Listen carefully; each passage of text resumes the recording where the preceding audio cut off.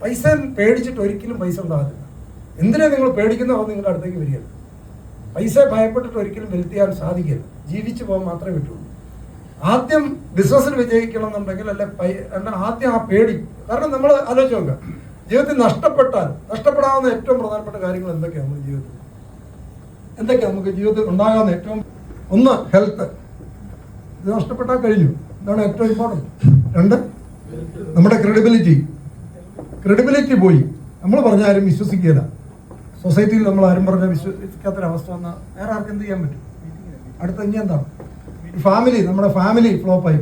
നമ്മൾ ബിൽഡ് ചെയ്തുകൊണ്ടിരുന്ന family trust ഇല്ല. ഒരു വീട്ടിൽ താമസിക്കുന്നവരുടെ ഹസ്ബൻഡും വൈഫും തമ്മിൽ ഇതൊക്കെ എങ്ങനെ പാച്ചപ്പ് ചെയ്യാൻ ഭയങ്കര ബുദ്ധിമുട്ടാണ്. നാലാമത്തേത് മണി. ഒരാൾ വിചാരിച്ചാൽ, നമ്മുടെ ഒരു സുഹൃത്തോ റിലേറ്റീവോ വിചാരിച്ചാൽ ഈ ഏരിയയിൽ എന്ത് സഹായിക്കും? ഒരു ലിവറിനൊരു പ്രോബ്ലം വന്നു, അമൃതയിൽ അഡ്മിറ്റ് ചെയ്തിരിക്കുക, ലേക്ക് ഷോറിൽ അഡ്മിറ്റ് ചെയ്തിരിക്കുക. നിങ്ങളുടെ സുഹൃത്ത് വിചാരിച്ചാൽ, നിങ്ങളുടെ വീട്ടിലുള്ളവർ വിചാരിച്ചാൽ ഇവിടെ എന്ത് സഹായിക്കും? അന്നേരം സഹായിക്കാൻ പറ്റുന്ന ഇത് മാത്രമേ ഉള്ളൂ. ട്രാൻസാക്ഷൻ നടത്താൻ പറ്റുന്ന ഒരേ ഒരു സാധനം ഇത് മാത്രമേ ഉള്ളൂ. രണ്ടാമത്തത്, ക്രെഡിബിലിറ്റി പോയാൽ നമ്മുടെ സർക്കിളിൽ ആരും നമ്മളെ വിശ്വസിക്കുന്നില്ല. നിങ്ങളുടെ ഏറ്റവും നമ്മുടെ ആത്മാർത്ഥ സുഹൃത്തിന് എന്ത് ചെയ്യാൻ പറ്റും? കണ്ടോണ്ട് നിൽക്കാൻ മാത്രമേ പറ്റൂ.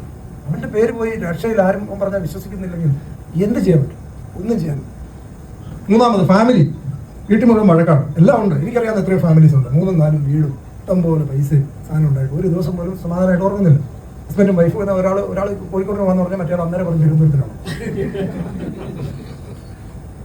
നേരിട്ട് നമുക്കറിയാവുന്ന ചില ഫാമിലീസ് ഉണ്ട്. അതുകൊണ്ട് പറയുന്നത് എന്ത് ചെയ്യാൻ പറ്റും? ഒരു ദിവസം പോലും നമുക്ക് വെറും 10,000 രൂപ പോലും വരുമാനം ഇല്ലാത്തവർ ചുമ്മാ ഒരു ബൈക്കിൽ പോയിട്ട് അല്ലെ ബസ്സിൽ പോയിട്ട് അമ്പലത്തിന്റെ വൈകുന്നേരം അമ്പലത്തിൽ പോയി വൈകുന്നേരം ഇതൊക്കെ കൂടി തൊഴുത് അല്ലെ പള്ളിയിൽ പോയി അതിന്റെ മുമ്പിലെ കടലക്കാരനെ 10 രൂപയുടെ കടലയും മേടിച്ചിട്ട് ഹാപ്പിയായിട്ട് ജീവിക്കുന്ന ആൾക്കാരുടെ ഇവിടെ ഇഷ്ടം പോലെ.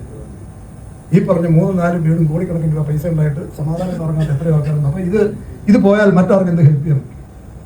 ഇതൊന്നും ട്രാൻസാക്ഷൻ നടത്താൻ പറ്റില്ല. ട്രാൻസാക്ഷൻ ആകെക്കൂടി നടത്താൻ പറ്റുന്നത് ഇത് മാത്രമാണ്. ഇതിനെ നമ്മൾ പേടിക്കരുത്. കയ്യിൽ നിന്ന് പോയാൽ വേറൊരാളുടെ ഇത് മേടിക്കാം, നാളെ തിരിച്ചു കൊടുക്കാം, മുഴുവൻ പോയി 0 ആയി മൈനസിലായാലും ഉണ്ടാക്കാം. ഇതിൽ മാത്രമേ പറ്റുള്ളൂ. അപ്പോൾ ഇവിടെ റിസ്ക് എടുക്കാം. ഞാൻ ചെറുപ്പം പോലെ ഇവിടെ റിസ്ക് എടുക്കുന്നു. ഒരു 99% ഇമ്പോസിബിലിറ്റിയും 1% സാധ്യത ഉണ്ടെങ്കിൽ ആ 1% സാധ്യത വിശ്വസിച്ച് പോകുന്നയാളാണ്. 99% ഇമ്പോസിബിലിറ്റിയാണ്. 1% പോസിബിലിറ്റി ഉണ്ടെങ്കിൽ ആ റിസ്ക് എടുക്കും.